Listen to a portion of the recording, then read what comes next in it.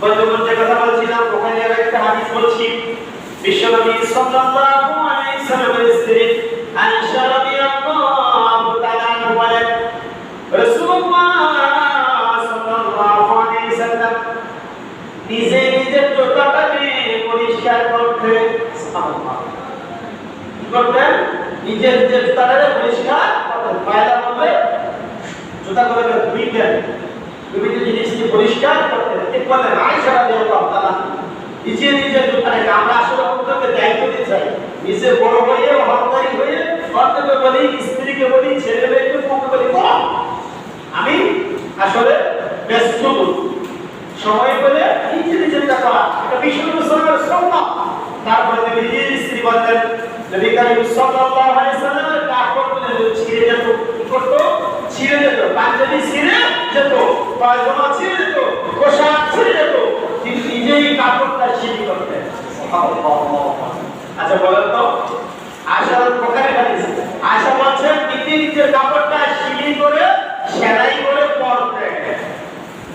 টাকা আছে বাজার থেকে কিনে ফেলবো, ছিঁড়লে ছিঁড়ছে, আসলে আমার সমাজে নিজে স্ত্রী বলে ঠিক আছে ছিঁড়ছে ফেলে দাও, একটু ছিঁড়ছে ফেলে দাও, বাজার থেকে কিনে নিয়ে আসবো, দুইটা হচ্ছে অহংকারী। টাকা আছে বলে অহংকার করা যাবে না, অপচয় করা যাবে না, খারাপ। টাকাকে ভালো পেতে ব্যয় করতে হবে, খারাপ পেতে নয়। এরপরে রাসূল সাল্লাল্লাহু আলাইহি ওয়াসাল্লাম স্ত্রী বলতেন, বাড়ির বিভিন্ন কাজগুলো তিনি নিজের হাতে করতেন এবং নিজের হাতে ছাগল থেকে ছাগি গ্রহণ করতেন। নবীজি যে ছাগল বকরি থেকে দুধ দেন, ওই ছাগি নিজে ছাগল দুধগুলো গ্রহণ করতেন। সুবহানাল্লাহ। এমন রাসূল ছিলেন আমাদের নবীজি। আর আপনি আমি ভোগ করে গেছি বিভিন্ন কাজ, বাড়ির কাজগুলো বলছেন নবীজি বিভিন্ন বাড়ির বিভিন্ন কাজগুলো করতেন রাসূল সাল্লাল্লাহু আলাইহি ওয়াসাল্লাম। হাদিসটা বুখারীর হাদিস। তাহলে আমি আপনি যদি অলসতা করে, অহংকার করে, হিংসা করে নিজেকে বড় ব্যক্তিত্ব ভাবি, তাহলে হারাম। নিজের কাজটা নিজেই করা উচিত। তাহলে আপনি যে আব্রাহাম আমেরিকার একজন প্রেসিডেন্ট